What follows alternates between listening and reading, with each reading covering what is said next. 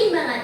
Pastinya kalian udah tahu dari judul video ini, yaitu status gizi pada orang dewasa, khususnya indeks massa tubuh atau IMT dan obesitas sentral. Wah, pastinya bakalan seru banget karena orang-orang tuh masih sering bingung tentang topik ini, tapi nggak apa-apa karena kita juga belajar.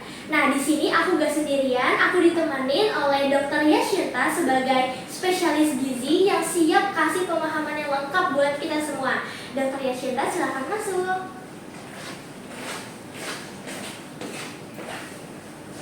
Baik, halo dok, gimana nih kabarnya? Baik dong pastinya Kananda. Nih alhamdulillah aku di sini baik. Nah, Kananda sendiri gimana nih kabarnya? Alhamdulillah aku juga baik. Oke, mungkin teman-teman di rumah kabarnya gimana nih? Mungkin karena cuacanya nih sering berubah kan. Nah, tapi teman-teman di rumah itu juga harus stay healthy ya teman-teman. Benar banget, karena cuacanya lagi pancaroba banget nih. Oke deh.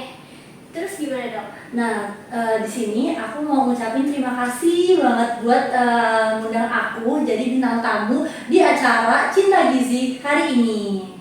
Baik dok, jadi karena kita nih udah siap banget dengerin penjelasan dari Bu Dokter, kita mulai dari hal yang paling basic dulu kali ya. Jadi gini dok, sebenarnya IMT itu apa sih? Karena masih asing gitu loh di telinga. Oke, baik. Sesuai judulnya ini ya Kananda. Jadi IMT itu adalah indeks massa tubuh. Nah, biasanya itu kalian sering denger nih IMT itu indeks massa tubuh, tapi nggak tahu nih pemahaman yang lebih jelasnya gimana. Nah, jadi IMT ini adalah untuk menentukan status gizi melalui parameter. Nah, cara mengukurnya itu gimana sih? Nah, teman-teman Kananda juga bisa nyoba banget nih. Jadi semuanya itu bisa nyoba, gampang caranya itu berat badan dibagi tinggi badan, namun tinggi badan itu dijadikan meter terlebih dahulu, kemudian dikuadratkan. Nah, jadi batasannya untuk mengukur IMT itu umurnya yaitu 18 tahun ke atas nih Kananda. Mungkin Kananda sendiri mau nyoba nih? Mau dong. Oke, berapa coba kalau boleh tahu? Berat badan aku itu 38 kilo. 38, oke. Dan tinggi aku itu 156. Nah, oke. Jangan lupa ya teman-teman, kalian juga harus nanyain nih umurnya berapa. Coba Kananda umurnya berapa coba? Aku udah 19 tahun dong. Oke, tadi penjelasannya gimana? Teman-teman masih ingat nggak kalau misalnya ukur IMT itu harus 18 tahun ke atas? Berarti Kananda udah bisa ya teman-teman.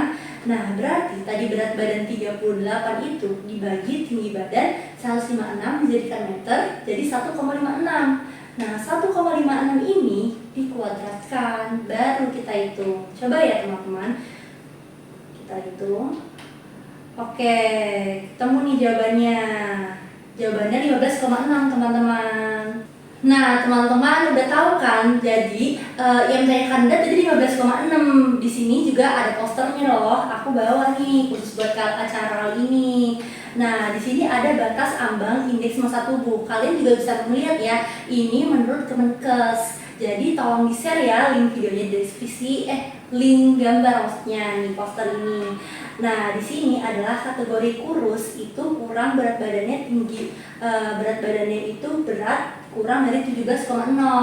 Nah, tadi kan ada 15,6, kira-kira masuk mana nih teman-teman? Kurus ya dok ya? Iya nih, Kananda masih dalam range yang IMT-nya itu kurus kategorinya. Kemudian kekurangan berat badan tingkat ringan itu ada di 17 sampai 18,4. Kemudian di kelebihan berat badan tingkat ringan ada di range 25,1 sampai 27,0.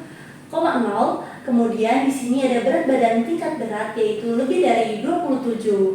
Nah, mungkin kalian juga kepengen tahu nih normalnya berapa. Pasti ada dong. Di sini adalah normalnya itu IMT-nya 18,5 sampai 25,0. Nah, gitu. Jadi di sini ada kategorinya. Kananda dan teman-teman semua bisa ngitung juga nih. Jadi tahu status gizinya. Oh, jadi IMT tuh kayak patokan gitu ya buat tahu kondisi kita tuh apakah normal, kelebihan, atau justru malah kekurangan gitu ya dok? Bener banget nih Kananda. Selain itu, cara tahunya itu lewat poster kategori tadi, bisa gitu. Nah, kemudian biasanya gimana sih kalau misalnya IMT-nya tuh tinggi? Nah, biasanya itu banyak nih resikonya, bisa karena tinggi diabetes atau penyakit jantung atau juga tekanan darahnya tinggi. Tapi Tapi ya dok ya, aku tuh sering denger gitu orang yang berat badannya tuh udah normal, di angka yang normal. Tapi kok apakah perutnya itu tuh besar gitu? Itu tuh gimana ya? Wah, itu kita udah beda pembahasan nih. Kita masuk ke obesitas sentral ya teman-teman. Nah, jadi obesitas sentral itu menurut Kemenkes yaitu seorang yang memiliki lingkar pinggang lebih dari 80 untuk wanita dan lebih dari 90 untuk pria. Jadi gitu. Nah, di sini aku bawa posternya juga. Jadi gimana sih cara mengukurnya? Pasti kalian bingung dong. Gimana nih cara tahu aku tuh obesitas sentral apa enggak? Dilihat dari lingkar pinggang. Nah, jadi di sini bisa dilihat yaitu tepi tulang rusuk paling bawah sama titik ujung lengkung tulang panggul. Nah, jadi dilihat antara kedua ini. Nah, kalian bisa mengukur di tengah-tengahnya. Biasanya biar mempermudah itu lihat di pusar nih, Kananda. Jadi misalnya kalian bingung nih di mana, bisa disesuaikan sama pusar kalian aja. Nah, habis itu udah nih diukur. Nah, baru bisa melihat batas aman lingkar perut teman-teman semua. Oh gitu ya dok. Jadi berarti IMT aja tuh nggak cukup ya buat tahu risiko kesehatan kita. Jadi kita juga harus ngecek lingkar pinggang kita juga ya. Iya betul, karena di sini juga obesitas di poster obesitas mengintai di sini tertera bahwa prevalensi obesitas sentral yaitu 26,6% ini di tahun 2013 kan. Jadi artinya apa? Maksudnya di sini adalah 1 dari 4 orang obesitas sentral itu di Indonesia mengalami obesitas sentral gitu. Lemak di perut berisiko tinggi memicu masalah metabolik, kardiovaskular, dan penting juga untuk diperhatikan nih ukurannya ya teman-teman. Jadi jangan biarkan perut kalian itu besar nih, banyak lemak nih teman-teman semua. Oh jadi gitu ya dok. Oh ya terus kalau menurut dokter nih, kira-kira apa sih langkah pertama yang bisa kita lakukan nih biar teman-teman yang nonton tuh juga paham gitu ya? Oke, nah sebenarnya itu langkahnya itu mudah banget teman-teman, cuman tergantung niat ya kan Anda. Tahu lah pasti zaman sekarang tuh udah males banget nih kalau misalnya nggak niat mah juga nggak bakalan terjadi gitu. Nah langkah pertamanya dari gaya hidup yang sehat, mulai dari pola makan yang tepat, kurangi makanan yang tinggi gula, lemak jenuh, dan banyak konsumsi karbohidrat yang rendah glikemiknya seperti kayak buah, sayur, rebus-rebusan kacang-kacangan juga bisa nih Kananda. Jadi ya selain itu aktivitas fisik juga penting. Oh jadi gitu ya. Terus kalau misalnya buat aktivitas fisik nih, kayaknya tuh sulit gitu ya buat orang-orang zaman sekarang ya. Karena orang-orang zaman sekarang tuh kayak udah capek duluan karena banyak kesibukan, banyak Bener banget, kegiatan. bener-bener. Itu solusinya gimana tuh dok? Wah, emang ya zaman sekarang tuh banyak banget permasalahannya ya, sampai bingung nih gimana cara ngatasinya gitu. Nah, padahal saya yakin nih sebenarnya kalian semua tahu bahwa aktivitas itu penting untuk jaga keseimbangan tubuh. Padahal cukup aktivitas fisik yang ringan kayak naik turun tangga bisa, jalan cepat dan lain-lain itu juga bisa nih buat ngatur kesibukan kalian yang benar-benar sibuk gitu. Jadi tapi dengan konsisten ya teman-teman. Jadi ya ringan-ringan kecil-kecilan tapi tetap konsisten. Nah betul banget nih ya kata dokter Yasinta. Jadi jangan pada mageran lagi ya mulai sekarang nih. Terus juga nih ngomong-ngomong anak zaman sekarang tuh kan suka pada main game. Wah iya betul, bener gak nih? Lagi nonton jangan-jangan nih. Nah terus kayak push rank gitu kan. Terus apalagi sampai begadang. Nah kalau misalnya kalah terus low streak gitu tuh jadi stres nih dok. Nah jadi stres sama kurang tidur akibat begadang itu tuh apakah ngaruh nih ke sini nih? Ini bener-bener ya, emang anak muda zaman sekarang ya udah bener-bener kayak wah banget ya. Nah bener banget ya yang dikatain Kananda nih, pasti sangat berpengaruh. Nah kualitas tidur yang buruk atau kurang menjadikan metabolisme tubuh juga akan terganggu teman-teman. Pastinya kalau terganggu itu nafsu makan akan meningkat. Nah menurut Kananda nih, kalau nafsu makan meningkat gimana nih buat obesitas sentral nih yang terjadi? Nanti jadi makin banyak jadi numpuk gitu ya. Betul, betul, betul. Nah, selain itu, stres yang berkepanjangan juga bisa meningkatkan hormon kortisol yang bikin tubuh menimbun lemak, khususnya di dalam perut. Wah, jadi banyak banget ya penjelasan yang bisa kita petik nih dari episode kali ini. Nah, ngomong-ngomong nih, ada juga nggak sih dok mitos yang selama ini orang-orang tuh salah kaprah gitu tentang obesitas sentral dan IMT ini? Oh gitu, baik, baik, baik. Banyak sebenarnya kan Anda, misalnya ada beranggapan kalau berat badan normal berarti ideal. Padahal kan belum tentu ya, mungkin dia belum mengecek nih lihat dia yang tadi itu. Nah, kemudian bisa jadi dia obesitas sentral. Terus juga ada yang beranggapan bahwa olahraga yang berat itu lebih kayak efektif, keren gitu. Zaman sekarang kayak kulturnya itu kayak lari nih bro gitu kan. Jadi kayak apa namanya Kanda? FOMO. Wah bener banget nih teman-teman, jangan-jangan kayak gitu ya. Jadi jarang berolahraga tiba-tiba diajak ayo gitu buat olahraga lari gitu FOMO teman-teman. Terus jadinya jeblek kan, jadi kayak gak pernah olahraga langsung ke aktivitas fisik yang berat. Nah, padahal aktivitas fisik yang ringan itu lebih efektif nih teman-teman daripada yang berat langsung tapi nggak konsisten. Tuh teman-teman, kita semua jadi tahu ya faktanya tuh gimana. Nah terakhir nih dok ya, buat Oke. para pendengar kita yang ngerasa sibuk dan nggak bisa kontrol pola makan gitu, ada nggak sih tips singkatnya nih dari dokter? Tips singkat ya.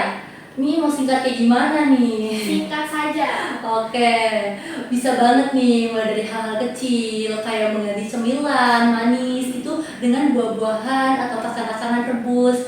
Nah, biasanya kan zaman sekarang tuh kayak serba cepat gitu loh. Kepengennya makanan fast food, junk food yang gampang gitu. Nah, padahal asal kalian ngerti ya atau tak paham, kalau misalnya makan buah atau kacang-kacangan itu lebih baik ya. Nah itu bisa juga ada sekarang banyak di Carrefour, di Alfamart yang udah tersaji buah itu udah ada potongannya, udah dipotong nih, jadi nggak perlu lagi ada kata males gitu. Jadi udah ready gitu, ready to eat. Jadi tinggal kalian aja yang milih nih niatnya mau yang mana gitu. Jadi juga bisa juga kalian bisa jalan kaki kalau misalnya mau pergi-pergi naik sepeda gitu. Itu kan bisa meluangkan waktunya gitu. Nah, kalian juga pasti ya kalau di waktu weekend mendingan apa tidur nggak sih, pada milih tidur daripada aktivitas fisik pasti itu, karena udah kayak capek di hari-hari weekday ini biasanya. Nah biasanya kalau kayak gitu tuh ya udah kalian bisa jalan-jalan santai aja, nggak usah olahraga yang terlalu berat. Nah daripada kalian kayak boring gitu, daripada boring itu mendingan jalan-jalan santai atau jogging di sekitaran komplek rumah, itu bisa banget. Nah jangan lupa nih, pasti kalian lupa kan cek kesehatan. Itu juga penting ya teman-teman supaya bisa tetap terpantau kesehatannya. Wah, jadi bisa banget diterapin ya buat saya, buat aku dan teman-teman yang pendengar di rumah juga nih. Karena gampang banget ya tipsnya dari Dok Yasinta. Nah, lanjut Kak. Oke, jadi ngerti kan kalian semua, dan Kak Nanda pastinya nih yang udah denger langsung apalagi nih penjelasan. Nah coba saya pengen denger nih perwakilan dari Kak Nanda yang lagi nonton juga nih, bisa disimpulin apa aja sih terkait pembahasan tadi nih, biar teman-teman di rumah juga nih pada ngerti gitu. Oke, jadi coba saya izin menyimpulkan Oke. ya. Jadi untuk mengetahui status gizi dan risiko kesehatan pada orang dewasa itu tidak hanya fokus pada timbangan aja nih teman-teman. Jadi kita juga penting untuk mengukur dua hal, yaitu yang pertama yaitu IMT atau indeks massa tubuh dan lingkar pinggang untuk mendeteksi obesitas sentral. Nah selain itu nih penting juga nih gaya hidup yang sehat, pola makan yang seimbang, dan olahraga teratur, serta yang paling penting adalah tidur yang cukup, tidak begadang. Wah betul banget nih, udah keren nih, langsung S1 apa S2 nih Kak Nanda nih? S3. Oh siap, amin amin amin. Oke, jadi terima kasih banyak ya dok udah transfer informasi transfer ilmu. Jadi kita semua tuh tahu gitu. Dan ini tuh sangat bermanfaat buat kita, buat saya, buat teman-teman di rumah juga. Jadi terima kasih banyak ya dok ya. Iya, sama-sama, dengan senang hati juga ya teman-teman. Nah, setelah mendengar episode kali ini gimana nih? Udah tahu pastinya kan langkah yang akan diambil ke depannya. Mungkin ada yang udah tahu nih sebelumnya cara menghitung MT atau lingkar pinggang yang tadi udah dijelasin. Bisa banget nih ditulis di kolom komentar di bawah ya teman-teman. Bakalan aku baca kok sama pertanyaan-pertanyaan. Kalau ada pertanyaan boleh banget ditanya aja, nanti insya Allah aku akan jawab nih. Wah, jadi gitu ya dok. Jadi sekali lagi aku mau ngucapin terima kasih banyak atas ilmunya yang sangat bermanfaat ini. Wah, saya juga berterima kasih bisa ikut sharing sama kalian, sama Kanada juga, sharing ilmu, sharing pengalaman. Dengan senang hati saya ucapkan terima kasih. Ya, jadi terima kasih ya dok. Oke, terima kasih Kanada. Jadi gimana nih teman-teman? Apakah udah jadi lebih paham, udah jadi lebih sadar nih? Jadi sekian dulu episode untuk hari ini. Jangan lupa ukur IMT kalian dan lingkar pinggang kalian juga. Mulai dari langkah kecil demi hidup yang lebih sehat. Sampai jumpa di next episode berikutnya. Salam cinta gizi. Bye-bye.